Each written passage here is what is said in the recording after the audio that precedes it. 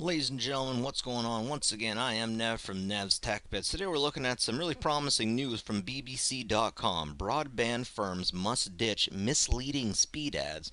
So if there's one thing that's definitely no surprise to most people in the tech industry is that broadband providers, actually cable internet TV services, they are always misleading, and 90% of the time if you get a deal, you end up not getting that deal once the bill comes in. They mess around with you. You have to deal with people online. And personally, I've almost given up totally on especially cellular services just because of the hard time that you get. Now in the UK, it looks like they're trying to make it easier for people to have an easier time with this kind of stuff. So let's get into this. Currently, ISPs are allowed to use headline speeds that only 10% of customers will actually receive. In the future, adverts must be based on what is available to at least half the customers at peak times. It follows research that suggests broadband advertisers can be misleading for consumers. The Advertiser Standards Authority, the ASA, looks into customers' understanding of broadband speed claims and found that many were confused by headlines that would never actually get on their own homes. The concerns were passed along to the CAP, the Committees of Advertising Practices, which consulted the ISPs consumers groups of Ofcom to find a better way to advertise fast net services.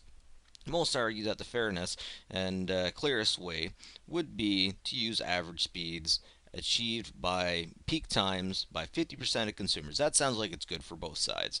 As well, many insisting ISPs use average instead of up to speeds. Caps also urged ISPs to promote speed checking facilities in their adverts so that users could test the speed they were likely to get from any given service. Okay, so this is only happening in the UK right now, but I really hope they bring it across the pond to Canada and the United States because things are sketchy as heck over here. I mean, when you go to get a new cell phone, they will tell you all the deals you get. They will tell you what the price is, and then you will get the bill, and then you will not be happy. That's just how it happens.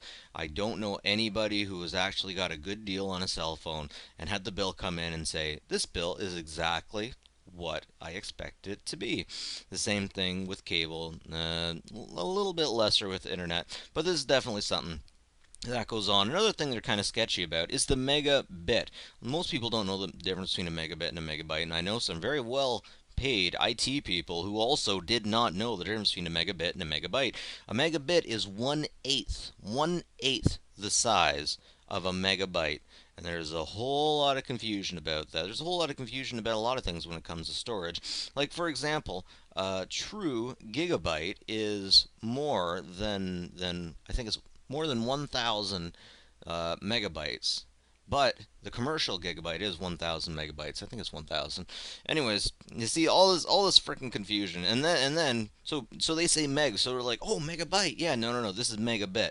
They call you up and say, oh yeah, you'll get 52 megs, megabits, not megabytes.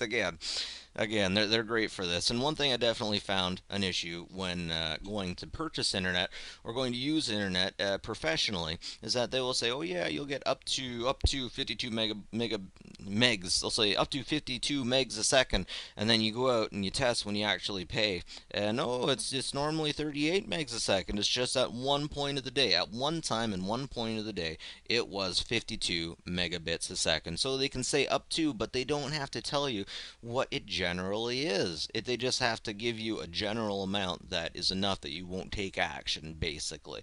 So what they could do is for 1 second a day give you 52 megabits a second and then give you 1 megabit for all day. That's what they can do over here in North America.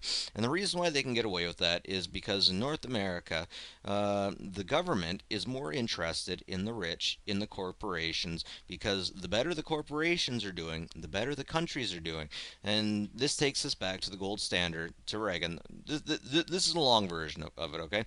It used to be that the country was as good as the gold standard, basically. For all the gold they had, the money was worth that amount of gold, and they had to have that gold in the country. And it moved from that to being based off of how good your corporations were doing. They got off the gold standard. Now, basically, it is about how good the corporations are doing. It is better for the country. It is better for the country if the rich are hugely rich, and the poor, well, just as long as the rich are good, it doesn't really matter what the poor are doing. So when I say poor, I mean the middle class also.